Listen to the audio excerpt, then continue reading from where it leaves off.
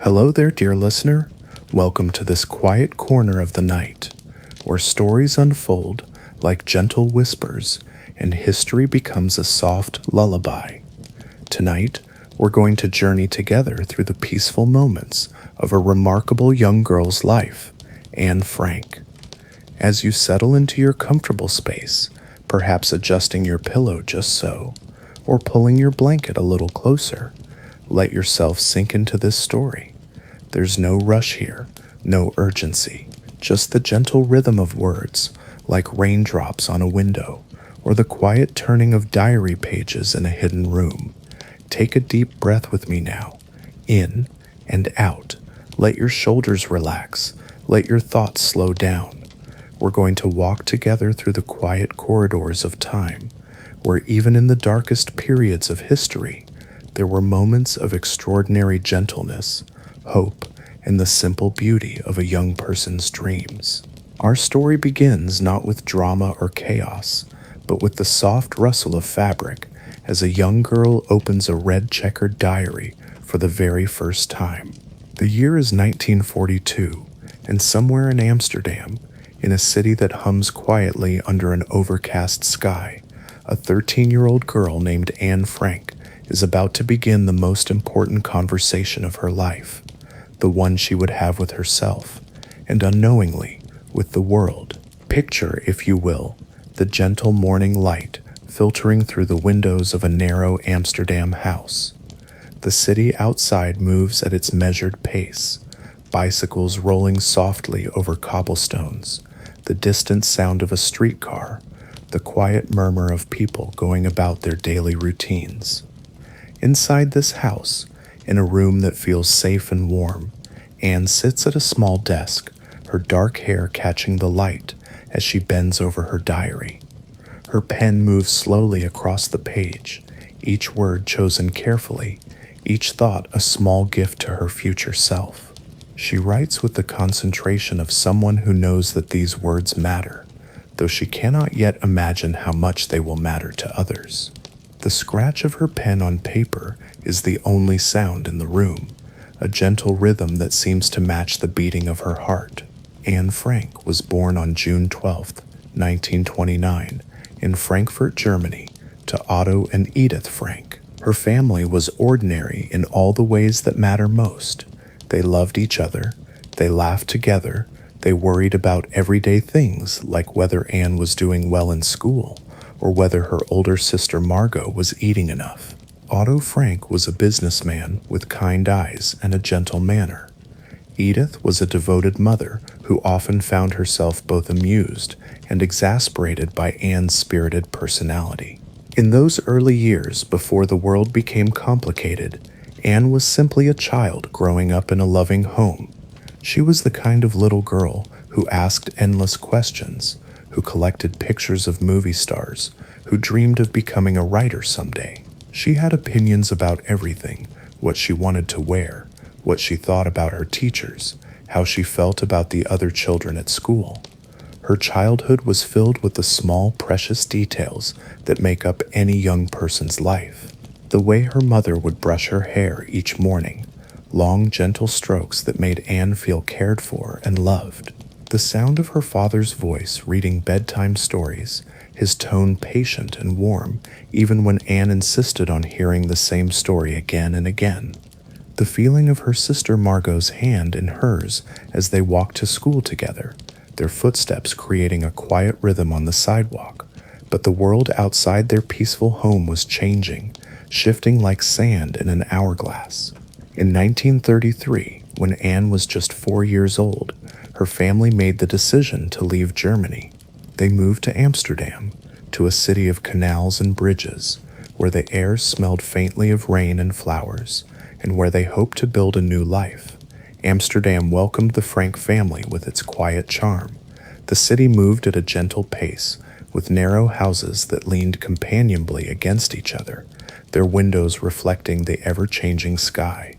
In the morning, the canals would be perfectly still, like mirrors holding the images of the trees and buildings that lined their banks.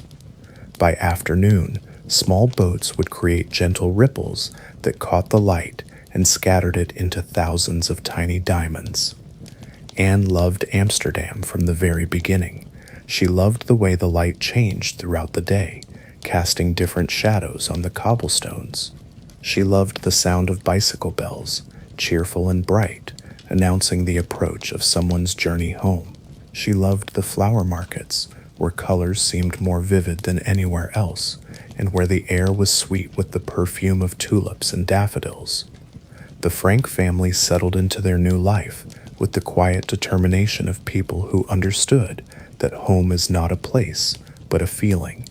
Otto established a business, working with quiet efficiency to build something stable for his family.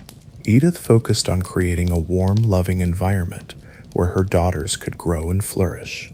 Margot, 3 years older than Anne, was the steadier of the two sisters, thoughtful, careful, always doing well in school. And Anne was like sunlight, bright and warm and impossible to ignore. In their Amsterdam home, routine became a source of comfort. Morning would arrive softly, with light gradually filling the windows and the distant sound of the city waking up. Anne would often be the first to wake, lying in bed for those precious few minutes before the day officially began, listening to the quiet sounds of her family starting their day. The soft footsteps of her mother in the hallway, the gentle clink of dishes in the kitchen, the rustle of her father's newspaper. Breakfast was a peaceful affair.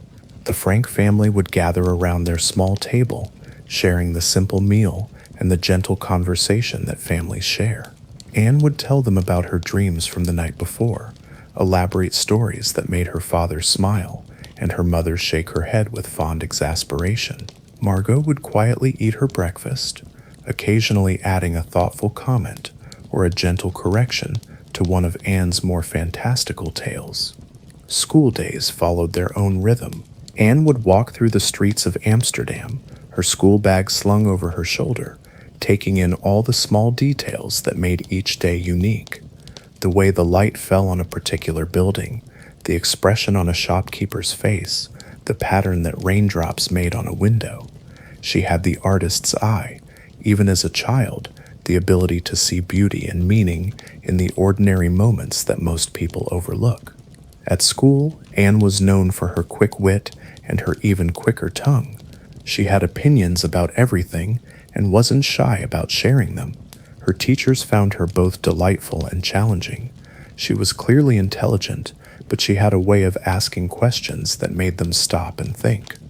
Why was this rule important? What would happen if they did things differently? Couldn't they find a better way? But it was in the quiet moments that Anne's true nature revealed itself. When she was alone with her thoughts, perhaps sitting by a window and watching the world go by, she would enter a different state of mind. Her quick, chattering thoughts would slow down, and she would begin to see the world not just as it was, but as it could be. She would imagine stories about the people she saw walking by, what their lives were like, what made them happy, what they dreamed about at night. This was the Anne who would later pour her heart into her diary, the Anne who understood that every person carried within them a whole universe of thoughts and feelings and dreams. Even as a young child, she had an unusual capacity for empathy, for imagining herself into other people's experiences. She would watch her mother cooking dinner and wonder what it felt like to be responsible for taking care of a whole family. She would observe her father working and try to understand the weight of providing for people you love. The seasons changed in Amsterdam with their own quiet beauty. Spring would arrive like a whispered promise, with tiny green buds appearing on the trees that lined the canals, and the first flowers pushing through the soil in window boxes and small gardens. Anne loved spring most of all, the way it felt like the whole world was waking up from a long, peaceful sleep. Summer brought longer days, and the soft sound of people talking in the evening air. Windows would be open to catch the breeze, and the sounds of daily life would drift from house to house, the clatter of dishes being washed, the murmur of families sharing their evening meal, the gentle laughter of children playing in the street. Anne would sit by her window during these summer evenings, listening to the life of the city and feeling deeply connected to all of it. Autumn painted the city in shades of gold and brown, and Anne would collect leaves on her way to school, pressing them between the pages of her books. She loved the way they felt, crisp and delicate at the same time, and she loved the way they smelled, earthy and rich with the promise of rest and renewal. In autumn, the light in Amsterdam became softer, more forgiving, casting everything in a warm glow that made even ordinary scenes look like paintings. Winter brought a different kind of beauty. The city would become quiet and still, wrapped in gray clouds that seemed to hold it gently. Rain would fall softly on the canals, creating circles that expanded and disappeared, in an endless hypnotic pattern. Anne would watch this from her warm house, feeling grateful for the comfort and safety of her family around her. But even as Anne was growing up in this peaceful world, changes were happening around her family. The news from Germany was troubling, though it was shared in quiet conversations between her parents, discussions that would stop when Anne or Margot entered the room. There was a tension in the adult world that Anne could sense but not fully understand, like a song played in a key that was almost but not quite right. Otto and Edith Frank worked hard to maintain normalcy for their daughters. They continued to celebrate birthdays and holidays, to help with homework, to tuck Anne and Margot into bed each night with stories and gentle words. But Anne, sensitive as she was, could feel the undercurrent of worry that ran through their daily life like a stream running beneath the surface of a garden. The Jewish community in Amsterdam was beginning to feel the pressure of new laws and restrictions. These changes came gradually, like the tide coming in, each wave a little higher than the last, each new regulation a little more limiting than the previous one. At first it might be a sign in a shop window, Jews not welcome. Then it would be a new rule about where Jewish children could go to school, then restrictions on what jobs Jewish people could hold.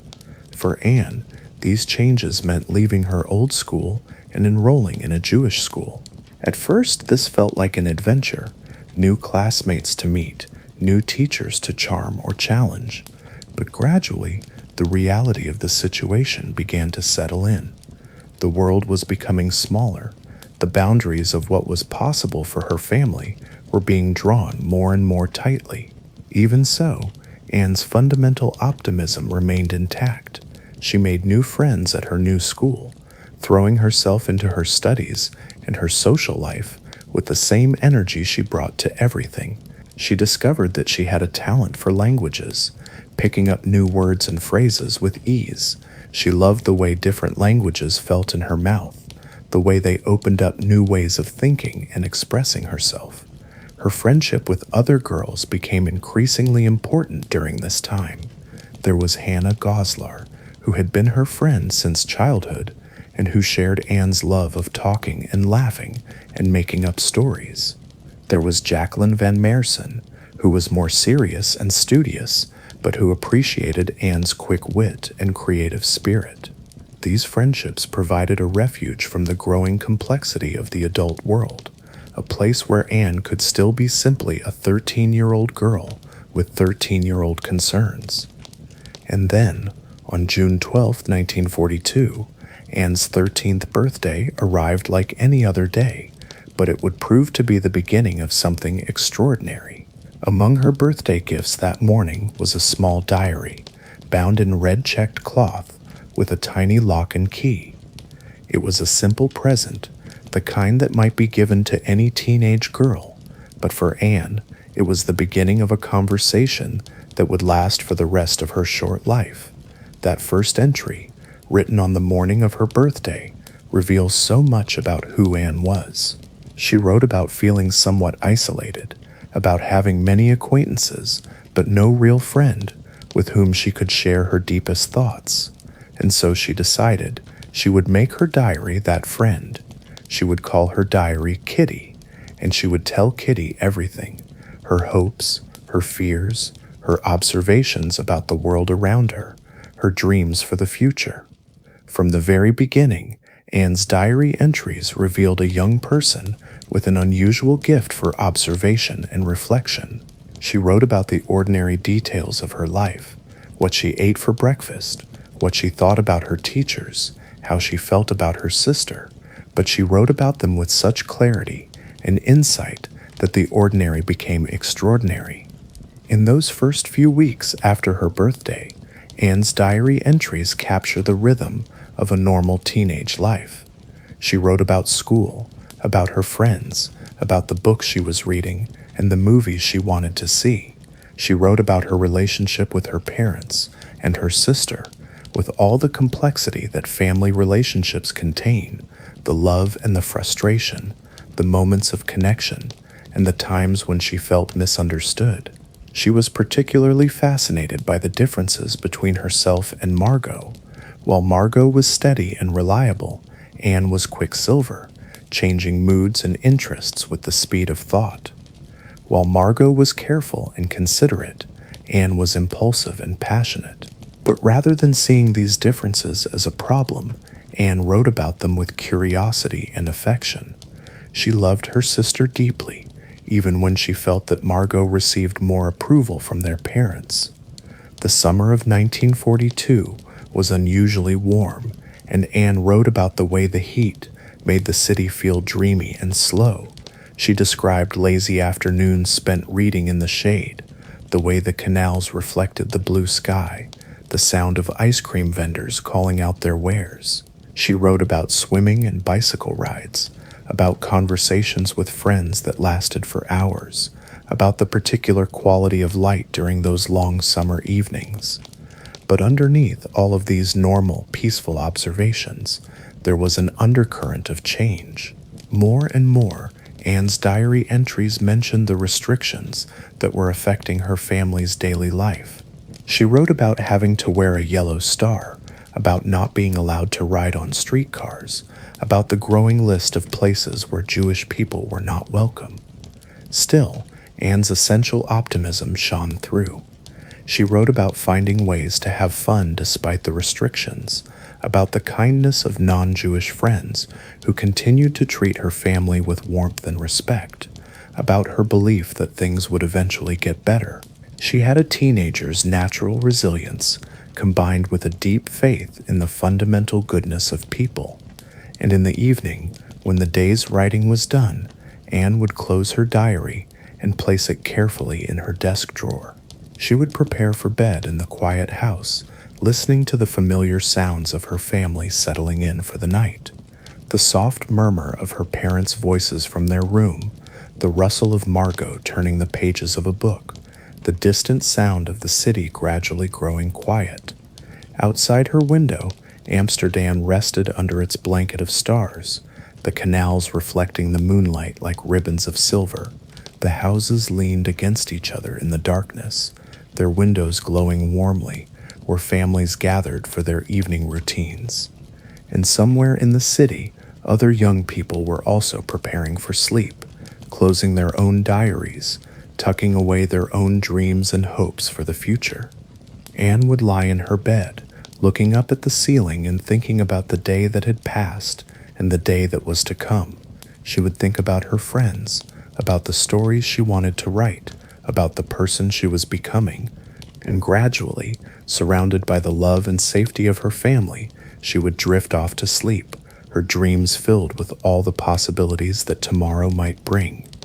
The quiet creak of the floorboards as her father checked on her one last time, the gentle sound of her mother's footsteps in the hallway, the soft whisper of the wind outside her window, these were the sounds that accompanied Anne into sleep during those last few weeks of her normal life.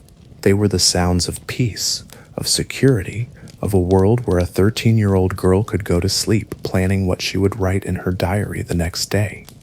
And so the days passed, one after another, each one recorded in Anne's diary with the careful attention of someone who understood that life was made up of moments, and that each moment was worth preserving.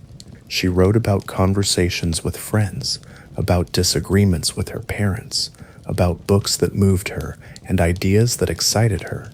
She wrote about the way sunlight looked streaming through her bedroom window, about the taste of her favorite foods, about the feeling of clean sheets on her bed at night.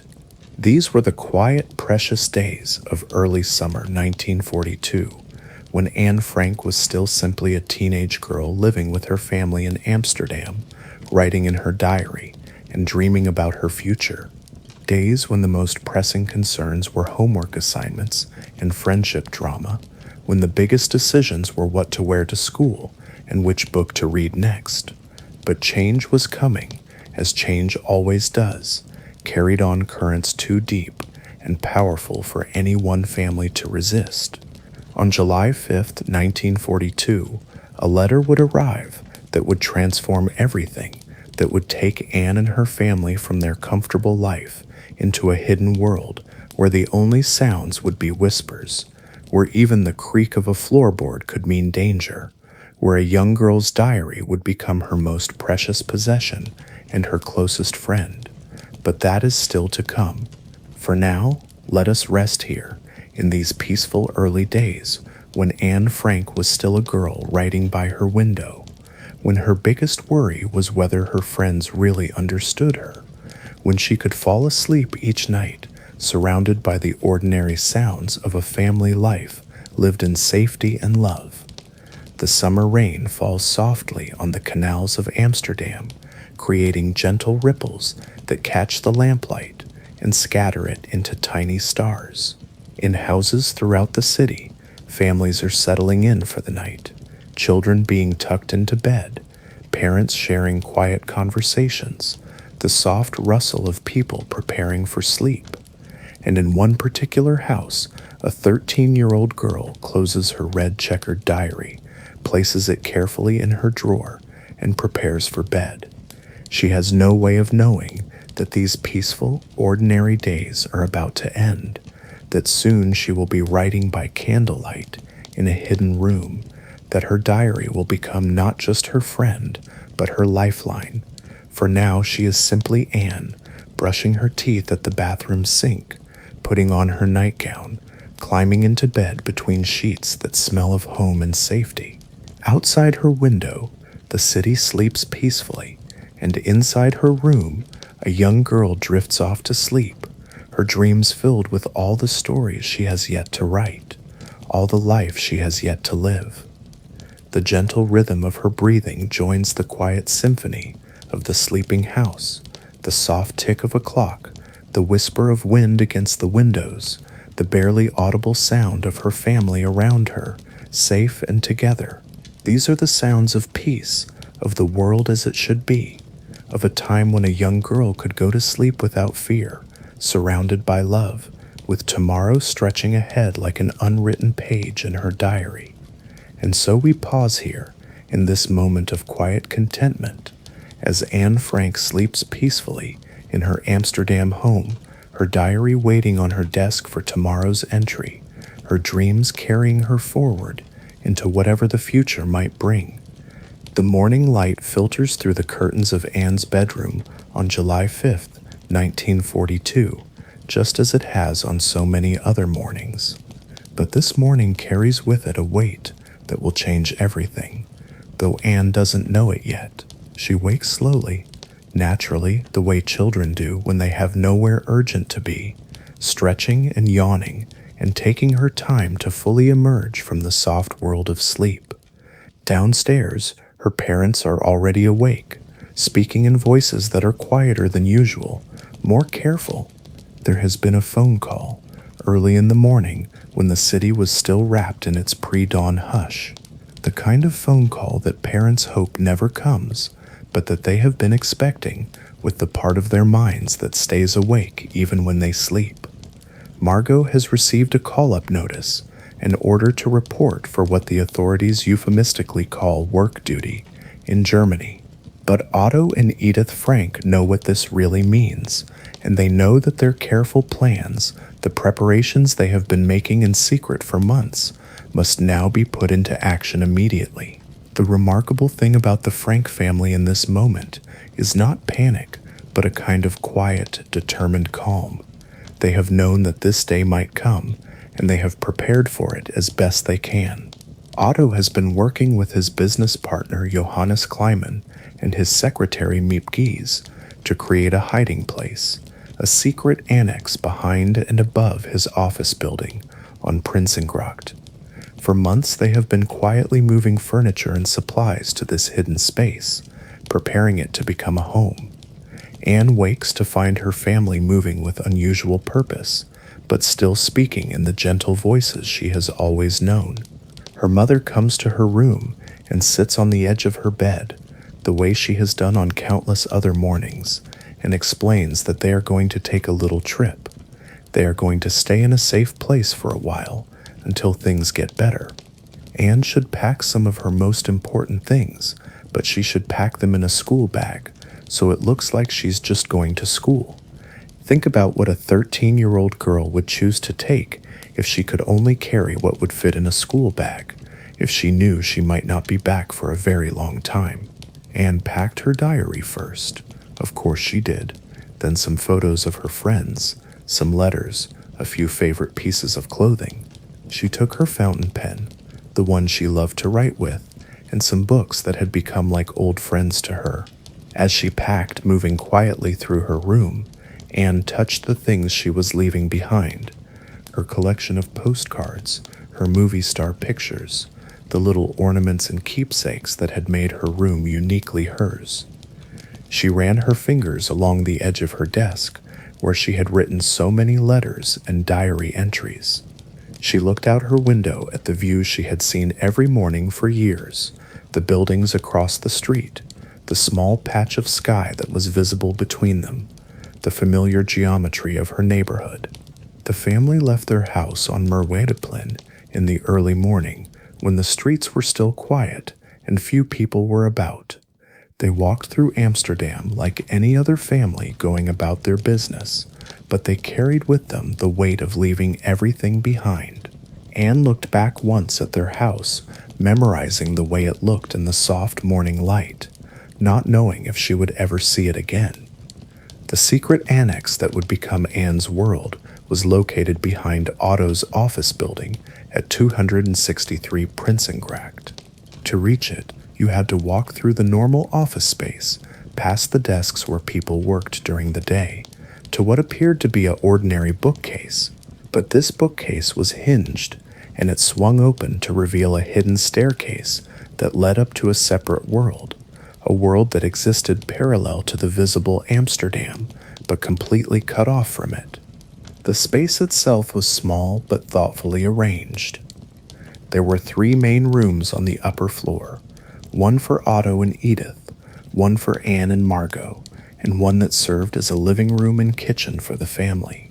The windows were covered with thick curtains that were never opened, so the only light came from small lamps that cast gentle, warm circles of illumination. When Anne first saw this space that would become her home, she approached it with the curiosity and adaptability that children possess. She explored each corner, testing the way her voice sounded in the small rooms, figuring out where she could sit to write, where she could read, where she could be alone when she needed solitude.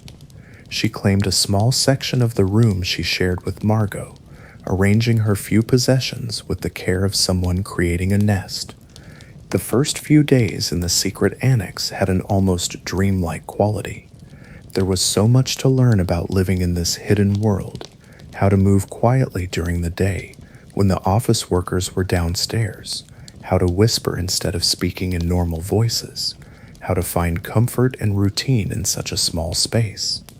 Anne discovered that the annex had its own rhythm, different from the rhythm of normal life, but somehow soothing in its own way. The day began early, before the office workers arrived downstairs.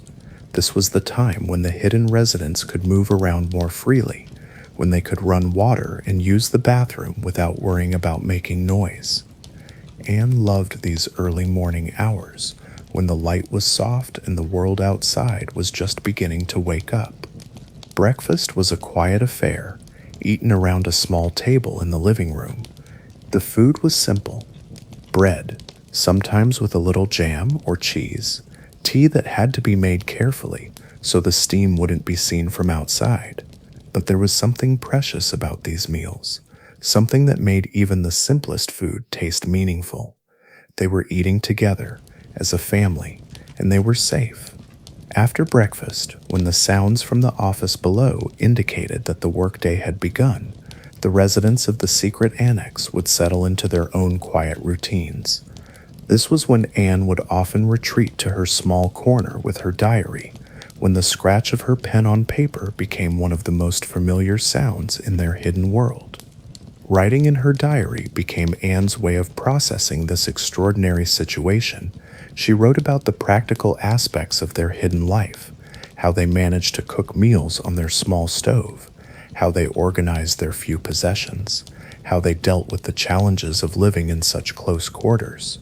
But she also wrote about the emotional landscape of their situation, the strange mixture of fear and adventure, constraint and freedom that defined their days.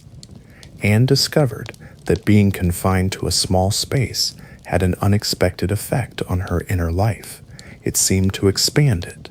With fewer external distractions, she found herself thinking more deeply about things that had always interested her. She thought about the relationships between people, about the way families worked, about what it meant to grow up, about the kind of person she wanted to become. Her relationship with her parents and sister became more complex and intense in the intimate space of the annex. Living so closely together, she became more aware of everyone's habits and moods. She noticed the way her father would stroke his beard when he was thinking, the way her mother's voice would get slightly higher when she was worried, the way Margot would twist a strand of hair around her finger when she was concentrating on her studies. Soon after the Frank family arrived, they were joined by other residents who would share their hidden world. Herman and August Van Pels came with their teenage son Peter, bringing with them their own personalities and their own ways of coping with this strange new life. Later, Fritz Pfeffer, a dentist who had been a friend of the family, would join them as well. The secret annex became a small community, a microcosm of human nature contained within a few small rooms. Anne observed all of these relationships with the keen eye of a natural writer, noting the ways that people adapted to confinement, the small conflicts that arose from living in such close quarters, the moments of kindness and humor that made their situation bearable. Herman Van Pels was a large man with a booming voice that had to be constantly modulated to a whisper.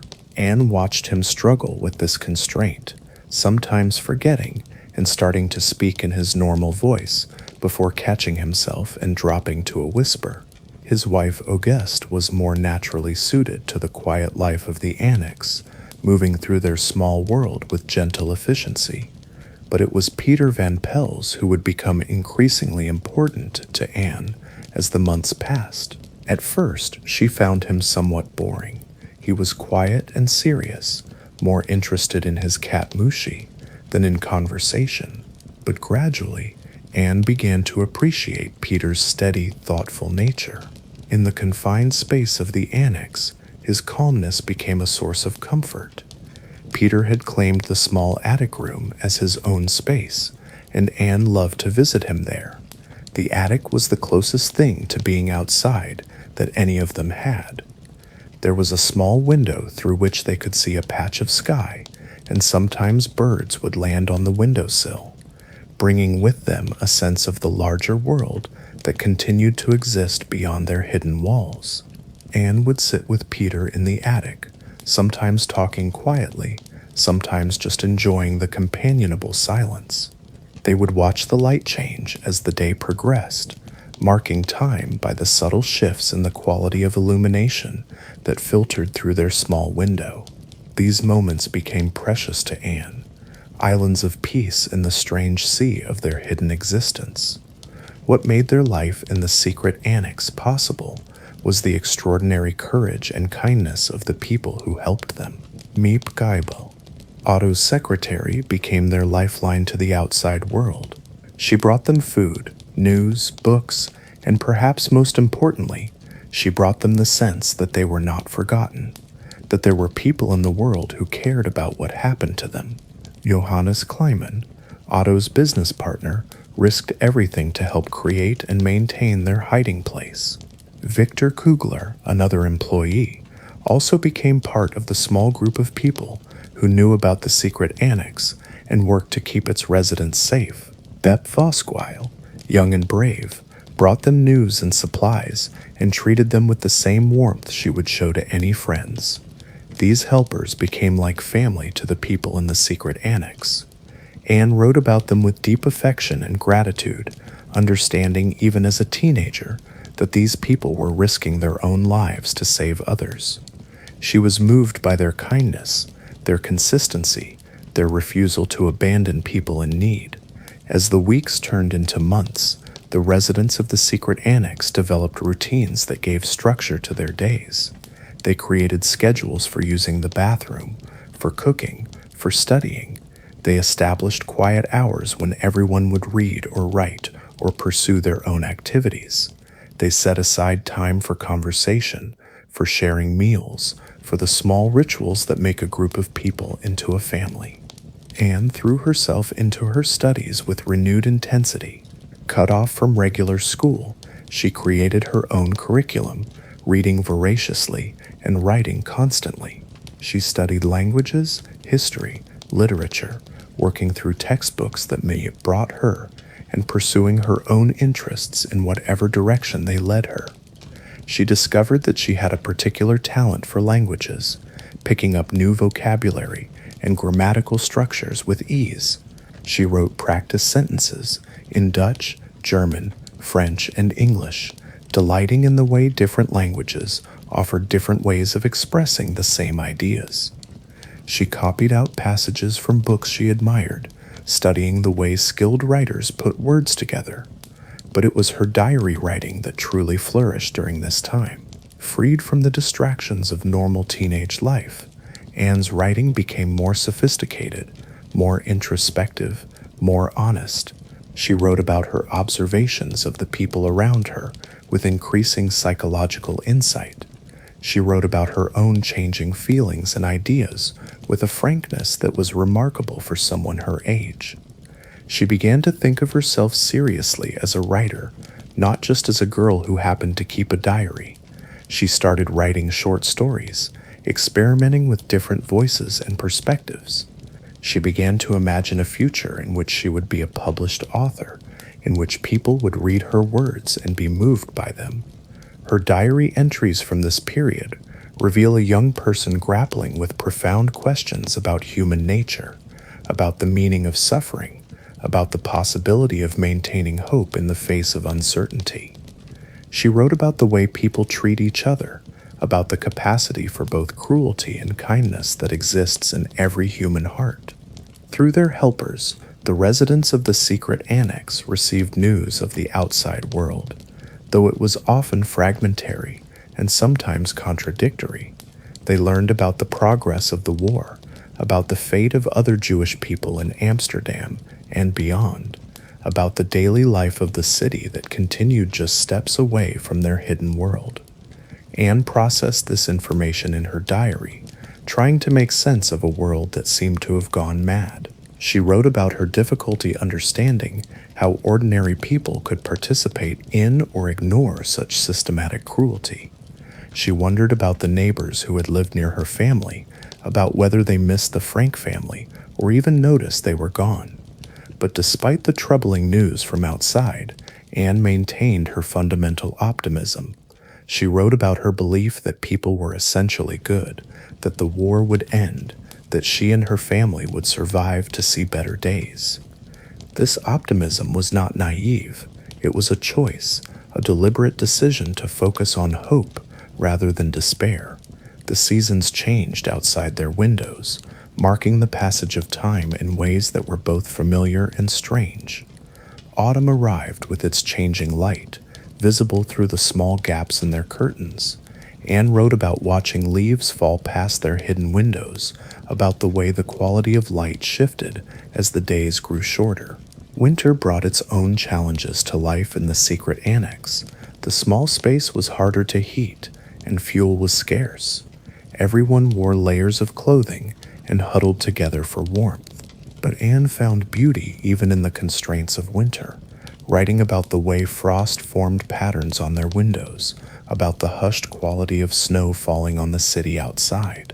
Spring, when it finally came, felt like a miracle.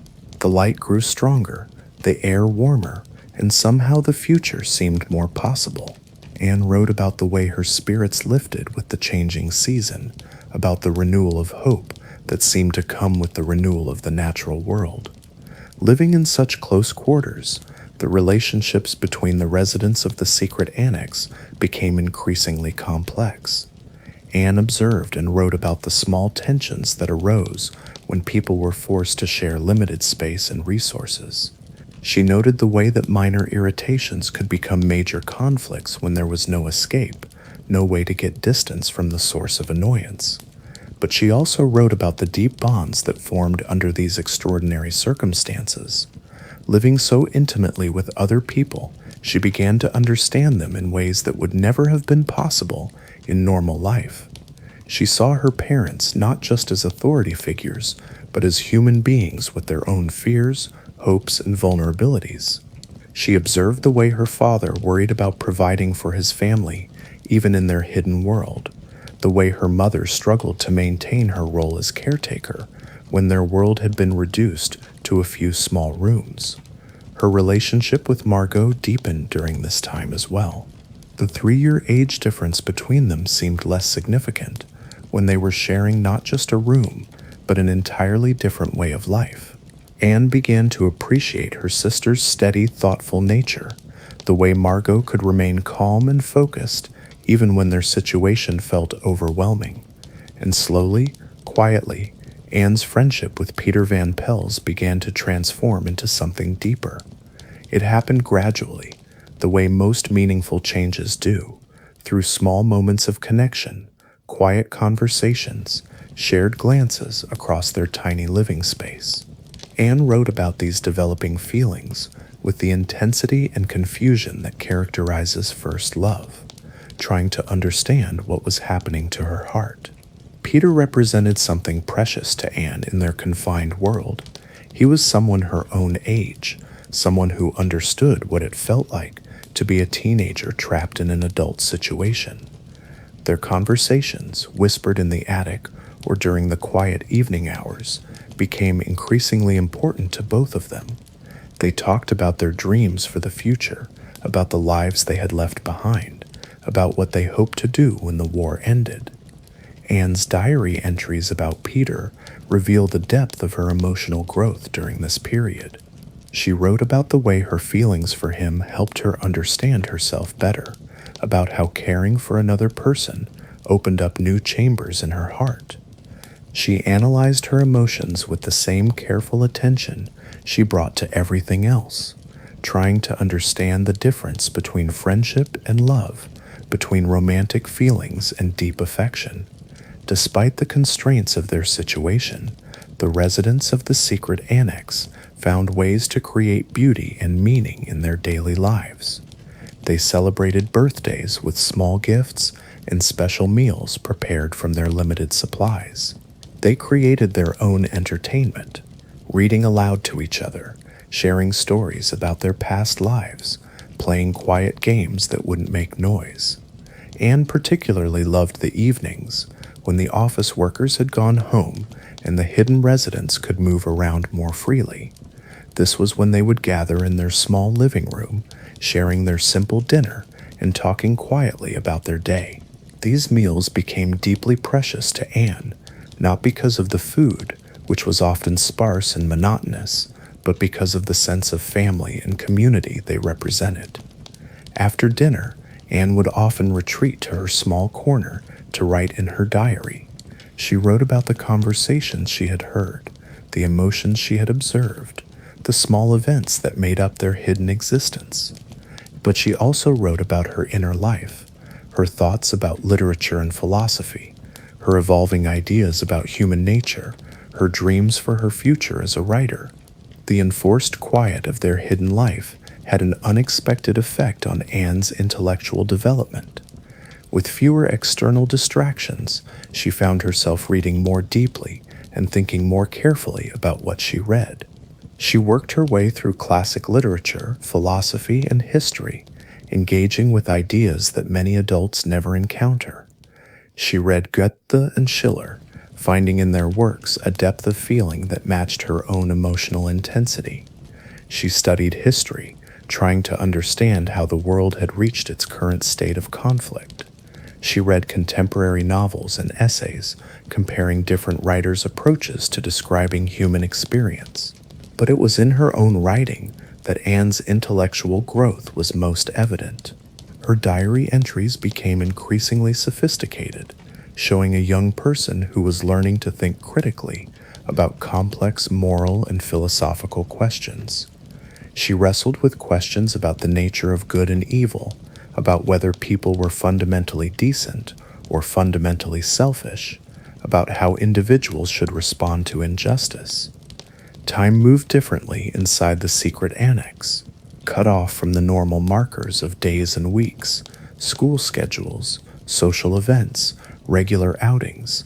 The residents had to create their own sense of temporal rhythm.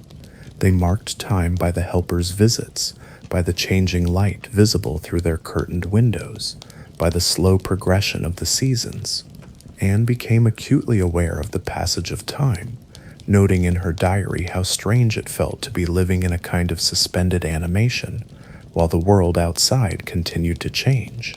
She wrote about missing the simple pleasures of her former life, walking outside, riding her bicycle, going to the movies with friends. But she also wrote about how this forced slowness had given her time to think and grow in ways that might not have been possible in her normal busy teenage life.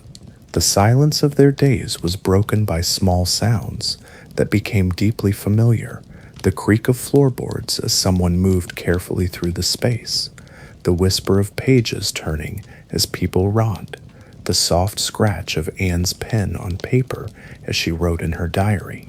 These sounds created their own kind of music, a gentle symphony of people learning to live quietly together. As winter deepened around their hidden world, Anne wrote about the way the cold seemed to seep into everything, not just their bodies, but their spirits as well. The short days and long nights made their small space feel even more confined, but she also found beauty in winter's austerity, writing about the way frost created delicate patterns on their windows, about the hushed quality of the city under snow. She paid close attention to the small signs of the world outside that reached them despite their isolation. The sound of church bells marking the hours, the distant rumble of vehicles on the street, the voices of people passing by their building, all of these became precious connections to the larger world that continued to exist beyond their hidden walls. Spring, when it finally arrived, brought with it a renewal of hope that was almost painful in its intensity. Anne wrote about the way the light changed, growing stronger and lasting longer each day. She described the sound of birds outside their windows, the sense that the whole world was waking up from winter's sleep. For someone who had been confined to a few small rooms for months, these signs of renewal felt like personal gifts. One of the most complex relationships that Anne explored in her diary during this period was her relationship with her mother, Edith. Living in such close quarters, Anne became acutely aware of her mother's habits, moods, and ways of coping with their situation. Sometimes this increased intimacy led to greater understanding, but sometimes it led to frustration and conflict. Anne wrote honestly about her feelings toward her mother, including the ways in which she felt her mother didn't understand her. She struggled with the typical teenage desire for independence while being completely dependent on her family for survival. She wrote about feeling that her mother favored Margot, about feeling misunderstood and sometimes unloved. But Anne's diary also reveals her growing awareness of her mother's own struggles. She began to see Edith not just as a mother, but as a woman who had lost her home, her community, her normal life, and who was trying to maintain her family's stability under impossible circumstances. Anne wrote about moments when she glimpsed her mother's fear and sadness, and about her own guilt at having been so critical. As the months in hiding stretched on, Anne's diary entries revealed a young person maturing at an accelerated pace. The extraordinary circumstances of her life forced her to grapple with questions and experiences that most teenagers never encounter. She wrote about feeling much older than her chronological age, about the strange sense of having lived multiple lifetimes within the walls of the secret Annex. Her writing became more nuanced, more psychologically sophisticated. She began to see herself and others with greater complexity, understanding that people could be contradictory, that someone could be both kind and selfish, both brave and fearful, both loving and hurtful. She wrote about learning to accept these contradictions rather than trying to resolve them into simple categories of good and bad. Anne also began to think more seriously about her future as a writer. She revised some of her earlier diary entries, polishing the prose and clarifying her thoughts. She began to imagine that someday her diary might be read by others, that her experiences might help people understand what it was like to live through this particular moment in history. Despite the extraordinary nature of their situation, the residents of the secret Annex worked hard to maintain some sense of normalcy. They created small rituals that marked the passage of time and maintained their connections to their former lives. Sunday afternoons were set aside for longer conversations, for sharing memories of better times, for reading aloud from favorite books. They celebrated holidays as best they could, creating makeshift decorations and preparing special meals from their limited supplies. Anne wrote about these celebrations with a mixture of joy and sadness. Joy at being together and safe, sadness at how different everything was from the holidays they had celebrated in their former life. Birthdays became particularly important occasions in the secret Annex. Each birthday was an opportunity to express care and affection, to give small gifts fashioned from whatever materials were available, to affirm that despite everything, they were still a community of people who cared about each other. The courage and consistency of their helpers continued to amaze Anne throughout this period. She wrote about Miep Gies with particular affection and gratitude, noting how Miep never seemed to consider her efforts extraordinary, how she brought not just food and supplies, but also news, books, and most importantly, the sense that the hidden residents were still connected to the larger human community. Anne observed how each of the helpers dealt with the stress of their situation differently. Some were naturally more anxious, checking frequently to make sure everything was secure. Others maintained an almost cheerful optimism, treating their visits to the Annex as opportunities to share good news and encouragement. But all of them, Anne noted, shared a fundamental decency that gave her hope about human nature, even in the darkest times. She wrote about the way these relationships deepened over time, how people who had started as employer and employee or casual acquaintances became something much closer to family. The shared risk and shared commitment created bonds that were different from ordinary friendships, deeper, more tested, more precious. As Anne continued to read, think, and write during the long months in hiding, her understanding of the world became more complex and mature. She wrote about grappling with questions that had no easy answers, why people were capable of such cruelty, how individuals should respond to injustice, what obligations people had to each other.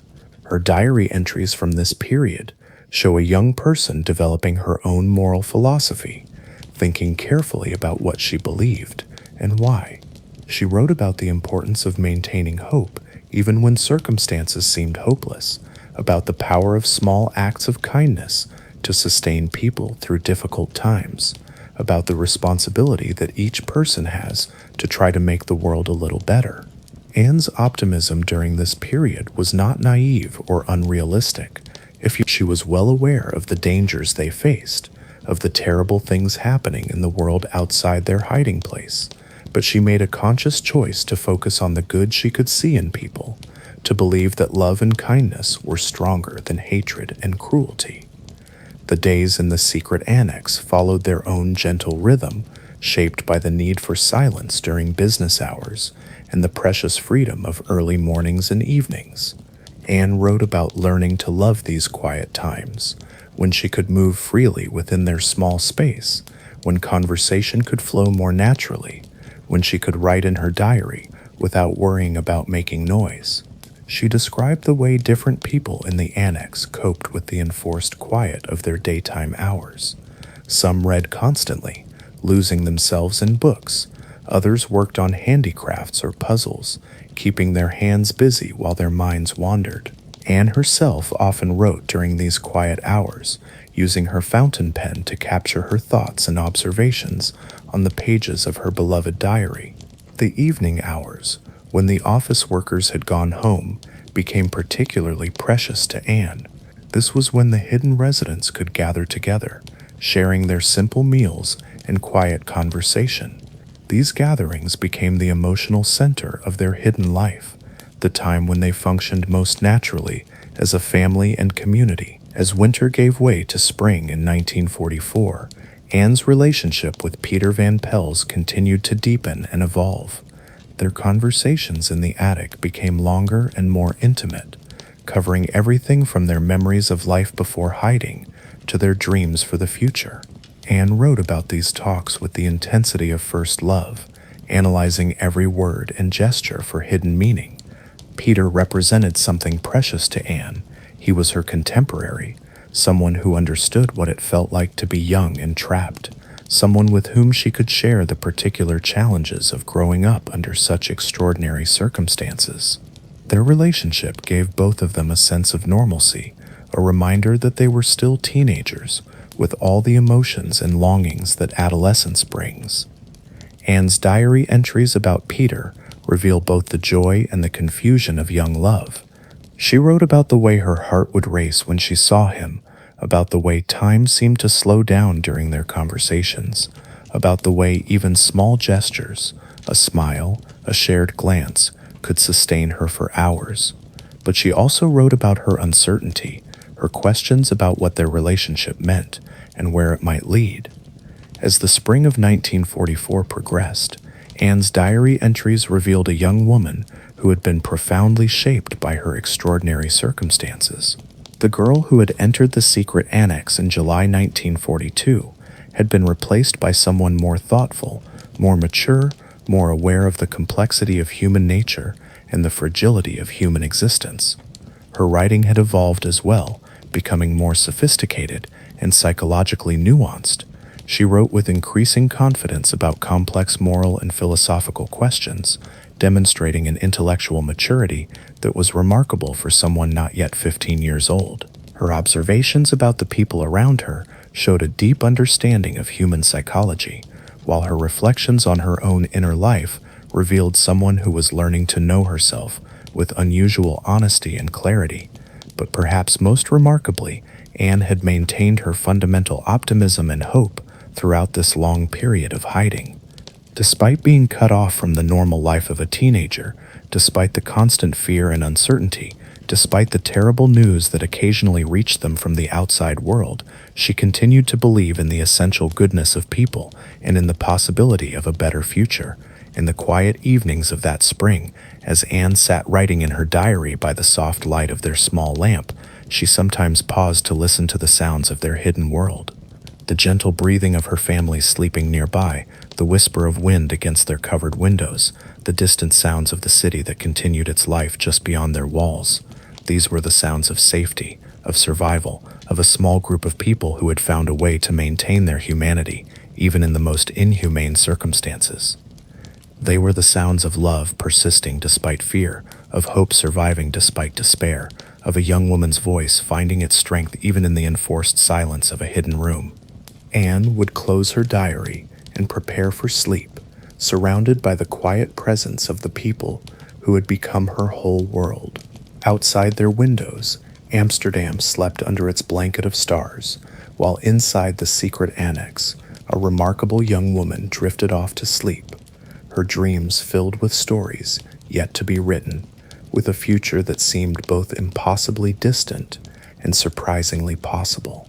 And in the gentle darkness of their hidden room, Anne Frank slept peacefully, her diary resting on the small table beside her bed, its pages filled with the thoughts and dreams of a young person learning to understand herself and her world under the most extraordinary circumstances.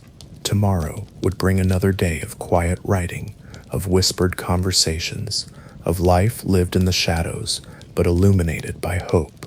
The summer of 1944 arrived quietly in the secret Annex, marked not by the freedom to enjoy warm sunshine and long evenings outdoors, but by the subtle changes in light that filtered through their heavily curtained windows. Anne had been writing in her diary for over 2 years now, and her entries from this period reveal a young woman who had found a kind of peace within the constraints of her hidden world. She wrote about the way the longer days affected everyone's mood, how even the filtered light seemed to lift their spirits. The residents of the Annex had learned to read these small changes like a language. The quality of morning light that told them what kind of day it might be, the sound of rain against their windows that created its own gentle music, the way silence itself had different textures depending on the time of day and the season. By this time, Anne had developed her own routines within the rhythm of hidden life. She had claimed certain hours of the day as her own early morning time for writing before the others woke, quiet afternoon hours when she could read undisturbed, evening time for conversations with Peter in the attic. These small rituals had become precious to her, providing structure and meaning to days that might otherwise have felt endless. Her writing routine had become particularly important. Each morning, she would sit at her small table with her fountain pen and diary, recording not just the events of the previous day, but her thoughts and feelings about them. She had begun to think of this daily writing as a form of meditation, a way of processing her experiences and understanding herself more deeply. Anne's diary entries from the summer of 1944 show a young woman who had learned to find beauty and meaning in the smallest details. She wrote about the way dust motes danced in a shaft of sunlight that somehow found its way through their curtains. She described the taste of a piece of bread when they had a little butter to spread on it. She noted the expression on her father's face when he was reading, completely absorbed in his book. During these long summer days, Anne's thinking about the world and her place in it continued to evolve. She wrote extensively about her beliefs, her hopes for the future, and her understanding of human nature. Her diary became not just a record of daily events, but a philosophical journal where she worked through complex questions about morality, suffering, and the meaning of existence. She wrote about her conviction that people were fundamentally good, despite all the evidence to the contrary that surrounded them. This wasn't naive optimism. She was well aware of the cruelty and hatred that had forced her family into hiding, but she chose to focus on the kindness and courage of people like Miep, Johannes, Victor, and Bep, seeing in them proof that goodness could survive even in the darkest times. Anne's writing during this period also revealed her growing sense of herself as a writer. She began to revise some of her earlier entries, polishing them and thinking about how they might read to someone else. She had heard on the radio about efforts to collect diaries and documents from the war period, and she began to imagine that her own diary might someday be part of that historical record. Her relationship with Peter had deepened into something steady and sustaining. They had moved beyond the initial excitement of young romance into a more mature affection based on genuine understanding and shared experience. Their conversations in the attic became less about discovering each other and more about supporting each other through the challenges of their situation. Anne wrote about how much these conversations meant to her, how Peter's quiet presence had become one of the stable elements in her world. She appreciated his steady nature, the way he could remain calm when others became anxious, the thoughtful way he listened when she needed to talk through her ideas and feelings. Their relationship had given both of them a sense of normalcy and connection that was precious beyond measure. Her relationships with the other residents of the Annex had also matured and deepened. She had learned to appreciate each person's unique qualities and to understand their different ways of coping with their situation. She wrote with particular affection about her father, whose gentle wisdom had become even more precious to her during their time in hiding. The courage and consistency of their helpers continued to amaze Anne. She wrote about how Meep would arrive each day with not just food and supplies, but with news from the outside world, and perhaps most importantly, with her unchanging warmth and affection. These visits became the highlights of their days, bringing them connection to the larger world and reminding them that they were not forgotten. Anne observed how the helpers had become like family members, deeply invested in the welfare of the hidden residents. She wrote about the way Bap would ask about everyone's health and morale, how Johannes would share encouraging news about the progress of the war, how Victor would go out of his way to find small treats or books that might bring pleasure to their confined lives. The risks these people took on behalf of the hidden families never ceased to move Anne.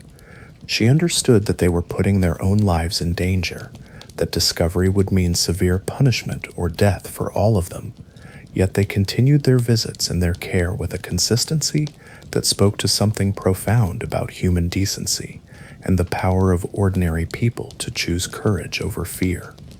As the summer of 1944 progressed, there was a subtle but unmistakable change in the atmosphere of the secret Annex. News from the outside world was becoming more hopeful. The Allies had landed in Normandy, and there were signs that the tide of war might finally be turning. This news brought with it a cautious but growing sense that their ordeal might eventually come to an end. Anne wrote about this developing hope with characteristic complexity. She was excited by the possibility that they might soon be free, but she was also frightened by how much she had changed during their time in hiding. She wondered what it would be like to return to normal life, whether she would be able to readjust to a world of schools and social events and ordinary teenage concerns. She had grown so much during their 2 years in hiding, intellectually, emotionally, and spiritually. The girl who had entered the secret Annex was very different from the young woman who now sat writing in her diary each morning. She wondered whether her old friends would recognize the person she had become, whether she would still fit into the world she had left behind. During this period, Anne's sense of her own purpose as a writer became stronger and more defined. She wrote about her growing conviction that she had something important to say, that her experiences in the secret Annex had given her insights that might be valuable to others. She began to think seriously about what she would write when the war was over, how she might use her gift for observation and expression to help people understand what they had lived through. Her daily writing practice had honed her skills considerably. Her prose had become more confident and sophisticated, her observations more acute, her ability to capture complex emotions in words more refined. She was no longer just a girl keeping a diary. She was a writer, developing her craft under the most extraordinary circumstances. Anne wrote about her dreams of becoming a published author, of seeing her name on the cover of a book, of knowing that her words had reached other people and perhaps helped them in some way. These dreams sustained her through the difficult days and gave her a sense of purpose that transcended their immediate circumstances. Even as hope for eventual freedom grew stronger, Anne continued to find beauty and meaning in the small details of their hidden existence. She wrote about the way morning light looked different in each season, about the comfort of familiar routines, about the pleasure of a quiet conversation with someone she loved. She had learned to appreciate things that she might never have noticed in her former life: the taste of a cup of tea when tea was scarce, the warmth of a shared blanket on a cold evening, the sound of rain on their roof that told them the world outside was being washed clean. These small pleasures had become deeply precious to her, and she wrote about them with the attention of someone who understood that beauty could be found anywhere if you knew how to look for it. The relationships between the residents of the Annex had settled into patterns that were both comfortable and complex. They knew each other's habits and moods with the intimacy that comes from sharing such close quarters for so long. There were still moments of tension and conflict, but there was also a deep bond forged by shared experience and mutual dependence. The late summer days in the secret Annex had their own gentle rhythm. Morning would arrive quietly, with the first residents stirring before the office workers arrived downstairs. This was the precious time when they could move around more freely, when Anne could sit by their small window and watch the quality of light change as the sun rose higher in the sky. Breakfast remained a quiet, careful affair, but it had also become a time of gentle companionship. The residents had learned to read each other's moods and needs, offering comfort or space as appropriate. Anne particularly loved these morning meals, when the day felt full of possibility and everyone was rested and peaceful. The quiet hours of midday, when they had to be most careful about noise, had become Anne's favorite time for writing. She would sit at her small table, fountain pen in hand, letting her thoughts flow onto the pages of her diary. Sometimes she wrote about specific events or conversations, but increasingly she found herself exploring ideas and feelings, using writing as a way to understand herself and her world more deeply. Anne's relationship with her diary had evolved into something beyond simple record-keeping. Kitty, as she had named her diary, had become her closest confidant, the one person to whom she could tell everything without fear of judgment or misunderstanding. She wrote to Kitty as she would to a best friend, sharing not just events, but the complex emotions and thoughts that accompanied them. Her diary entries reveal the depth of her need for this kind of communication. Cut off from the normal social life of a teenager, Anne had found in her diary writing a way to process her experiences and emotions. She could explore her feelings about Peter, work through her complicated relationship with her mother, examine her own changing beliefs and values, all within the safe space of her diary pages. The act of writing had become deeply necessary to Anne's well-being. It was how she made sense of her world, how she maintained her sense of self, how she prepared for whatever the future might bring. Her diary was both mirror and window, a place where she could see herself clearly and imagine the larger world beyond their hidden walls. As August progressed, the news from outside continued to improve. The Allies were advancing, and there were signs that the German occupation might be weakening. But with this hope came also increased danger. As the occupying forces became more desperate, they also became more brutal, and the risks for everyone in the secret annex grew greater. Anne wrote about this paradox, how hope and fear could exist side by side, how the possibility of freedom made their current danger feel both more unbearable and more worthwhile. She understood that they were living through a crucial moment in history, that the outcome of events far beyond their control would determine not just their fate, but the fate of millions of others. Yet even in the face of this uncertainty, Anne maintained her daily routines and her commitment to finding meaning in each day. She continued to write in her diary each morning, to have her quiet conversations with Peter, to read and study and think about the kind of person she wanted to become. These activities had become not just ways to pass time, but ways to maintain her humanity and hope. The early days of August 1944 were in many ways some of the most peaceful that the residents of the secret annex had experienced. The routines that had sustained them for over 2 years were well established. The relationships between them had found their balance, and the growing hope of eventual liberation made even their confinement feel more bearable. Anne wrote during this period about feeling grateful for what they had managed to create together, a small community of people who cared for each other, who had found ways to maintain their dignity and humanity under the most difficult circumstances. She wrote about appreciating her father's wisdom, her mother's strength, Margot's steadiness, Peter's gentle nature. She also wrote about feeling ready for whatever came next. The time in hiding had changed her profoundly, but she felt it had changed her for the better. She was more thoughtful, more compassionate, more aware of what truly mattered in life. She had discovered her gift for writing and her passion for understanding human nature. Whatever the future brought, she felt prepared to meet it.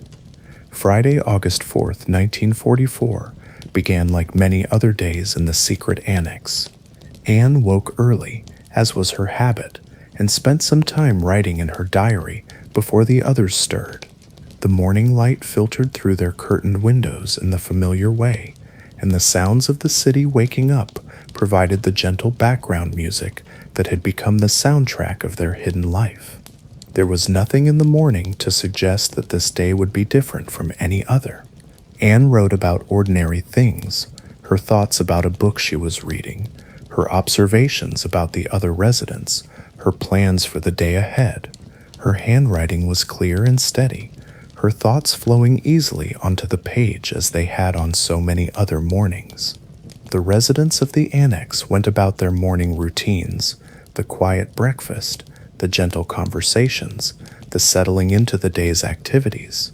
Anne retreated to her small corner to continue her writing. Peter went to his attic room. The adults occupied themselves with reading and quiet tasks. It was a peaceful morning, filled with the gentle rhythms that had sustained them through more than 2 years in hiding. But sometimes, the most ordinary moments are the last of their kind.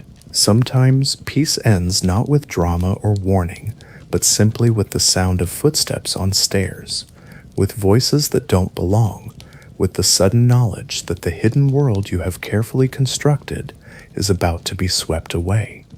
For more than 2 years, Anne Frank had written faithfully in her diary, recording the quiet details of their extraordinary life, exploring her thoughts and feelings with remarkable honesty and insight.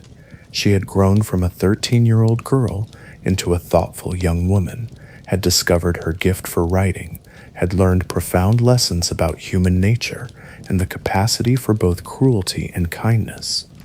Her diary had been her companion through all of this, the place where she could be completely herself, where she could work through her complex emotions, where she could imagine a future beyond the walls of their hiding place.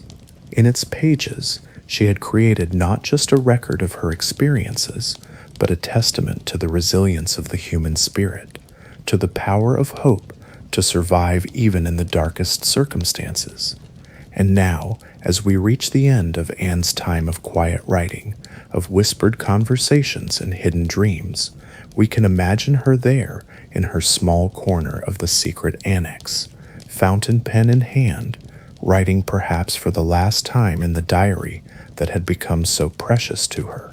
The morning light filters through their window as it has on so many other mornings, and outside, Amsterdam continues its daily life, unaware that in a hidden room above an office building, one of history's most important voices is about to be silenced. But the words remain, the thoughts and dreams and observations that Anne poured into her diary during those 25 months in hiding have survived to tell her story. They speak to us across the years with remarkable clarity and power, reminding us of the importance of hope, the value of individual human dignity, and the extraordinary capacity of ordinary people to maintain their humanity even in the most inhumane circumstances. In the quiet of this moment, as we think about Anne Frank and her family, about the helpers who risked everything to protect them, about all the people who lived through those dark years with courage and compassion, we are reminded of the importance of remembering not just the facts of history, but the human experiences behind those facts, the daily acts of love and courage, the small moments of beauty and connection, the persistent hope that carried people through their darkest hours. Anne Frank's diary reminds us that even in the midst of humanity's greatest failures, individual human beings continue to dream, to love, to hope, to find meaning and beauty in their lives. Her voice, preserved in the pages she wrote during those hidden months, continues to speak to us about the value of every human life, about the importance of treating each other with dignity and compassion, about the power of words to preserve and transmit the deepest truths of human experience.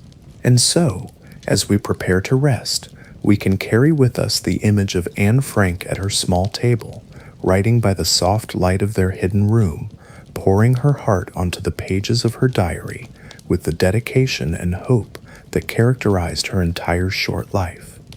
Her words have outlived the hatred that sought to destroy her, have reached millions of people across the world, have reminded us all of our shared humanity and our responsibility to each other.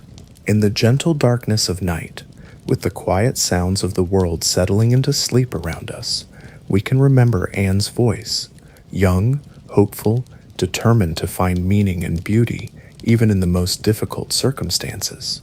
Her legacy is not just the record of what she endured, but the example of how she endured it, with grace, with hope, with an unshakable belief in the fundamental goodness of life. Rest now in the knowledge that some voices, once raised in truth and hope, can never be truly silenced. Rest in the peace that comes from remembering not just the darkness of history, but the lights that shone within it. Lights like Anne Frank's, whose gentle radiance continues to illuminate our world, continues to remind us of what is best and most precious in the human spirit. Sleep peacefully, knowing that hope persists, that love endures, that the words we write and the lives we live with courage and compassion can echo across time, touching hearts and changing lives long after we ourselves have become quiet. Sleep and dream of a world where every young person can write freely, can dream openly, can grow up surrounded by love and safety, and the infinite possibility of tomorrow.